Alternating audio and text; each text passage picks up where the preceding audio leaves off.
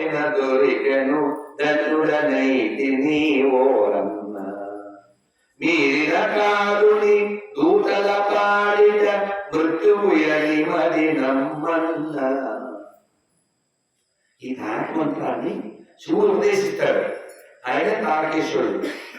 ఏమయ్యా ఇలాంటి జట్టాలు చూపిస్తే ఎలా ఆగు అని వెళ్ళి తలుపులేసి ఉన్నాయి దాన్ని పెట్టుకుని వచ్చేస్తుంటే అక్కడ మండపం కింద ఒక గదిలో ఉంది. ఆ గది లాంటి ప్లేస్ లో మనందరికి లాస్ట్ వెహికల్ రెడీగా పెట్టారు. లాస్ట్ వెహికల్ ఏంటి ఉంది బాగా చెప్పేది అని వెదురుతో అటు ఇటు మధ్యలో ఏం చేస్తారు 7 దాన్ని 7 కట్టలు సావాలి అంటారు. చచ్చిపోయిన తర్వాత మనకు తెలియదు కదా, చచ్చిపోయిన తర్వాత మనకు తెలియదు. మనం మోసుకెళ్తే ఏంటి, కోసుకెళ్తే ఏంటి, తోసుకెళ్తే ఏంటి, అసలు నదిలో పడేస్తే ఉరికాలలో పడేస్తే నువ్వు చూస్తావా? నువ్వు లేవు కదా, అందులో నువ్వు లేవు కదా. అందుకే కదా చెప్పారు పాటలో, ఆటగదర శివ ఆటగద కేశవ, ఆటగదర శివ ఆటగద కేశవ, ఆటగదరా నీకు అమ్మ తోడు, ఆటగదర శివ ఆటగద కేశవ, ఆటగద జననాలు ఆటగద మరణాలు, మధ్యలో ప్రణయాలు ఆట నీకు, ఆటగద అంతాలు ఆటగద అంతాలు.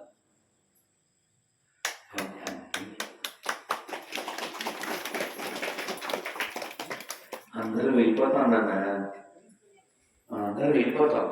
ఎక్కడెక్కడికి వెళ్ళిపోతాము. ఎవరైనా సత్యాలు సినిమా చూసారా? చేతను చూడమంటే చూడండి, చూసినా చూడండి. నిజంగా భయం వేస్తుంది. పిల్లోడు 5-6 ఏళ్ళు ఉంటాయి. ఇక పిల్లోడు పేరు ఏంటంటే ఈ లోహిదాసుడు దర్పణ కోయడానికి వెళ్తాడు ఆ పిల్లలతో పాటు. వెళ్తే విశ్వామిత్రుడు పాము పట్ల సృష్టించేస్తాడు. పాము కాటేసేస్తుంది. ఇవేమో దాసి కదా, ఆవిడ పంపతో రాత్రి పూట వెతుక్కుంటూ వస్తుంది. వస్తే అడివి ఆడదే, మనకే భయం కదా. ఈ పిల్లోడు అప్పటికే పాము కాటేసి చచ్చిపోతాడు. ఆ పాము కాటేసినప్పుడు అమ్మా అమ్మా అమ్మా అమ్మా అమ్మా అని చాలా బాధతో పిలుస్తాడు. తల్లి పేగు అన్నది కదా, ఎంత దూరంలో ఉన్నా ఆ పేగు తెచ్చిపోతుంది. పరిగెత్తుకొస్తుంది. ఆ శవాన్ని పట్టుకుని పిచ్చిదారిలా వెళ్తుంది. కాశీలోనే హరిశ్చంద్ర ఘాట్, ఈ మణికర్ణికా ఘాట్ తర్వాత హరిశ్చంద్ర ఘాట్లోనే ఎక్కువ శవాలు తగలబెడతారు. శవాన్ని పట్టుకెళ్తే ఆయన ఏమడుగుతాడు? లెక్క అడుగుతాడు. ఈవిడ అసలే మామూలు కష్టాలు కాదు. భర్త దూరమై కొడుకు దూరమై పిచ్చిదైపోతుంది.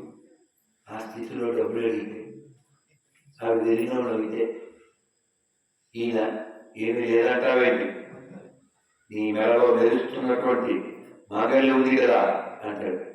యాక్చువల్గా ఆవిడకు ఒక వరం ఉంది. ఆ మాంగళ్యం భర్తకి తప్ప ఎవరికి కనపడదు. అటువంటిది ఆవిడ వెంటనే బలం వచ్చేస్తుంది. నాదా మీరు హరిశ్చంద్ర మహారాజు, నేను మీ సతిని అని వరకరుస్తాను. దేవి విధి ఎట్లున్నాను కానీ నీవు సుఖం చెల్లించవలసిందే అంటాడు. ఈ లోపల రాజుగారు బొట్లు వస్తారు. బొట్లు వచ్చి ఈ పాటకి ఈ పండకి మా రాజుగారు అబ్బాయి చెప్పేసింది, రాజుగారు నిన్ను ఈవిడ ఉదయసేని తల నరకమని చెప్పారు అంటాడు. తాళి కట్టినోడే తల నరికే పరిస్థితి. హరిశ్చంద్రుడు సత్యం హరిశ్చంద్రుడు అంటే కొత్త హరిశ్చంద్రుడా? ఎవరు పిలుస్తాం? సత్య హరిశ్చంద్రుడు. ఒక్క అబద్ధం అంటే సుఖంగా కర్ణాటక కొడుకులు వదిలేరు. అబద్ధం ఎన్నిసార్లు ఇక్కడ అడగా అందుకే మాట్లాడుకుంటాం.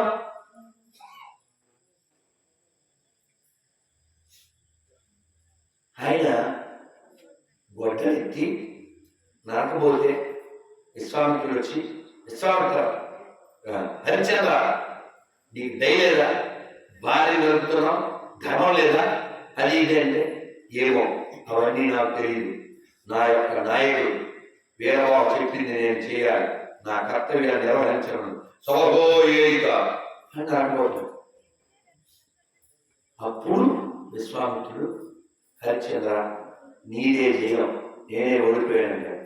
అయినా సరే ఏమో విజయమో అపజయమో అంతా పరమేశ్వరుడికి తెలుసు అని మళ్ళీ ఎత్తుతాడు. ఎత్తితే అది కాస్త పూలమాల అయిపోతున్నాడు. ఆ తర్వాత యమధర్మరాజు ఇస్తాడు. ఆయన చెప్తాడు, హరిశ్చంద్ర నీవు శివుడే వస్తాడు. శివుడు పార్వతి ఆకాశంలో ప్రత్యక్షమై హరిశ్చంద్ర నువ్వు సేవించింది ఒక కాటికాడు కాదు అని యమధర్మరాజు అంటాడు. నమస్కారం పెట్టాడు. నువ్వు ఉన్నది శ్మశాన వాటికి కాదు, యజ్ఞవాటికి అంటాడు. అదంతా నువ్వు మరణించాడనుకో నీ కుమారుడు మరణించలేదు అనగానే లోహితాసుడు లేచి వచ్చి అమ్మ అంటే గౌరవించుకున్నాడు. రాజుగారి పిల్లవాడు మరణించలేదు. ఇదంతా విశ్వామిత్రుడు నీ యొక్క సత్యశీలం లోకానికి తెలియాలని చేసిన ప్రయత్నం అంతే. ఎప్పటి హరిశ్చంద్రుడు ఆయన, ఎప్పటి హరిశ్చంద్రుడు. ఇంకా మాట్లాడుతున్నాం. అటువంటి వాళ్ళ వారసులు పుట్టి మనం ఈజీగా మాట్లాడేస్తాం. ఈజీగా అమ్మతో అబద్ధం, నాన్నతో అబద్ధం, మేస్టార్తో అబద్ధం, కనబడిన బతుకులతో అబద్ధం. ఏం బతుకండి సిగ్గులే. నేను చెప్పాను మా శిష్యుడికి, నేను తిట్టినా పర్వాలేదు పడు కానీ అబద్ధం వాడు. ఏమవుతుంది? ఇప్పుడు ఇది ఛార్జింగ్ పెట్టావా అని అడిగా. బయలుదేరిపోతుంది. ఇప్పుడు బయలుదేరి వచ్చే ఇప్పుడు అన్నాడు అనుకోండి. ఏమంటాను నేను? యూజర్స్లో వచ్చాక పెట్టాలని తెలియదా? నా మాట ఎగిరిద్దాను అని తిట్టేస్తాను. ఎందుకు వచ్చిన తిట్లు అని చెప్పేస్తాను. ఇక్కడికి వచ్చి ఆన్ చేసి ఆయన అబద్ధం వాడు సాధించింది ఏముంది? పాపం మొట్టకూడదు తప్ప తిట్టే తిట్లు ఇదే అబద్ధం వాడు. ఏం చిల్లు పడిపోదు. ఈ పిల్లలు పేరు ముందు కూర్చున్నాడు. లెజెండా ఏంటో లెజెండ్ దినేష్. ఏం చదువుతున్నాం? Degree first. ఓకే. ఇప్పుడు నెక్స్ట్ 2 నెలల్లో ఎలక్షన్ వస్తుంది కదా, 3 నెలల్లో. నువ్వు ఎమ్మెల్యే పోటీ చేస్తున్నావు తెలిసింది కదా. చూడాలి మొబైల్ పెట్టి నా మోదీ వచ్చి అబద్ధం కదా, ఎలా వచ్చి అబద్ధం కదా. అసలు మనకి ఆ ఊసే లేదు, అవునా కదా. ఇప్పుడు మేమంతా వచ్చి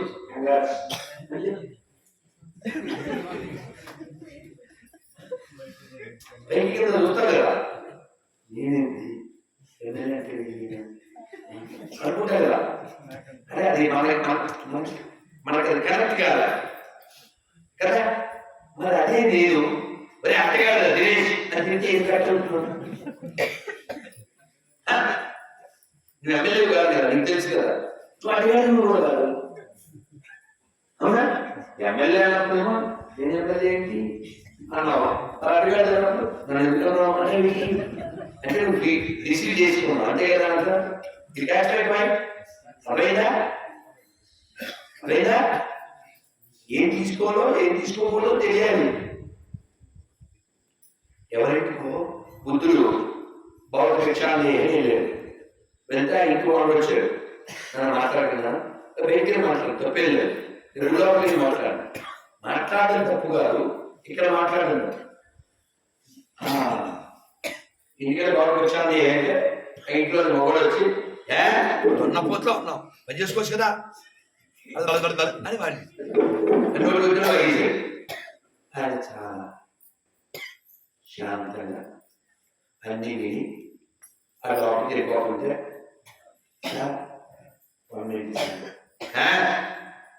అన్నాడు. కొంత చూడండి అసలు మొక్క ఎప్పుడు పెనం మీద కసరగా తప్ప అంటుండే మొక్కలు ప్రశాంత్ ఉన్నాడు అన్నాడు. సార్ ఫర్ ఎగ్జాంపుల్ సపోజ్ మీరు ఇప్పుడు బొట్టరంగా ఫ్రూట్స్ తెచ్చిచ్చారు అనుకోండి, అనుకోండి నేను తీసుకోలేదు అనుకోండి, ఏం చేస్తారు? ఏం చేస్తాం? నిక్షేపంగా లోపల తెచ్చుకుంటాం అన్నాడు. సార్ అలాగే మీరు నాకు బయటకు వచ్చి దేవుడు ఇచ్చారు కదా, నేనేం తీసుకోలేదు సార్. ఏమి ఇచ్చాడు ముందు అమ్మకి అర్థమైంది. ఎలా అర్థం కాదా? తిట్లు అనుకుంటున్నాను అట్లా అన్నాడు కదా. బుద్ధుడు అన్నాడు, నేనేం తీసుకోలేదు సార్. మీది మీకే నాది నాకే, నువ్వు ఓకే నీకు మేకే. ఇదిగో ఎవరికి ఎడితే తీసేసుకోవాలండి. ఎమ్మెల్యే తీసుకోవాలి అటుగా అన్నప్పుడు ఎందుకు తీసుకుంటావు? తీసుకోకూడదు. అదేనా నువ్వెవరు తీయాలా? నీకు ఒక క్లారిటీ లేదా? అందుకే ఓడిపోతే జీవితం అయిపోయినట్టు కాదు, ప్రయత్నం చేయకపోతే జీవితం అయిపోయినట్టు. ఏమిటి ఆ పరీక్ష చేయాలి కదా, నువ్వు బతుకుండు మళ్ళీ రాస్తావు. అమ్మ నాన్న తొడుక్కోక ఎందుకని? ఎంతమంది ఎన్ని సాధించలేదు. మొన్న ఎవరో నన్ను ఎక్కడ ఒక సభకు తీసుకెళ్తూ గురూజీ నేను యాక్చువల్గా డాక్టర్ అవ్వాలనుకున్నాను, మా పేరెంట్స్ ఏమో నన్ను సైన్స్లో పంపించారు, ఇంకో దాంట్లో ఏదో సబ్జెక్ట్లో పంపించారు, ఏదో ఫ్యాషన్ డిజైన్ ఏదో. నాకు అసలు అందుకని కష్టపడి 2 PhD చేసి పేరు డాక్టర్ అనిపించేసుకున్నాను. అంటే లోపల మనకు ఒక ఏమి ఉండాలి, దానికోసం ప్రయత్నం ఉండాలి. అందుకని వాళ్ళు ఏదో అన్నారు, వీళ్ళు ఏదో అన్నారు, ఒక పరీక్ష ఫెయిల్ అయిపోయింది, ఏమవుతుంది అనుకుంటూ స్టీవ్ జాబ్స్ రోడ్ల మీద కోకో పెప్సీ తాగిసి పడతారే డబ్బాలు, అవి ఏమిటి అవి అమ్మితే బండి వచ్చేది, ఆ బండి తీసి బతికాడు. ఆయన చెప్పాడు వారానికి ఒక్కరోజు ఇస్కాన్ మంచి భోజనం పెడితే 8 కిలోమీటర్లు నడిచి వెళ్ళి అది తినేవాడిని. I likes India why ISKCON అని సాధించాలన్నా ఎన్ని ఇచ్చాడు నా దేవుడు. కాళ్ళు చేతులు ఇచ్చాడు, అమ్మా నాన్న ఇచ్చాడు, ఉండడానికి ఇచ్చాడు, తినడానికి ఇచ్చాడు. ఒక లక్ష్యం పెట్టుకోవాలి, ఫెయిల్ అవ్వాలి. మళ్ళీ నన్ను ఎవరు బలి పెట్టుకున్నారు వాళ్ళ profile. I may not win immediately but I will definitely అని బాగుంది.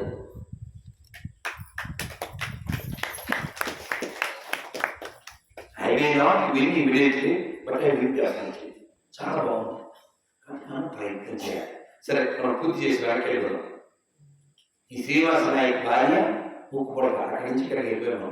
కాశీకి వెళ్ళొచ్చాను, కర్ణాటక నుంచి కాశీకి వెళ్ళాను. ఈ ముక్కుపొడక ఇచ్చాడు కదా బీరువా బొంగు పోషణ, ఇది చెప్పడానికి అక్కడికి వెళ్ళాము మనం. సారకట్ల ఏమన్నారు, 7 కట్టలు సారాలి, అదే బొంగులతో చేస్తారు. బొంగు భోషాణం తిట్లు అదే భోషాణం ఎక్కడికైనా వదిలేసి బొంగులు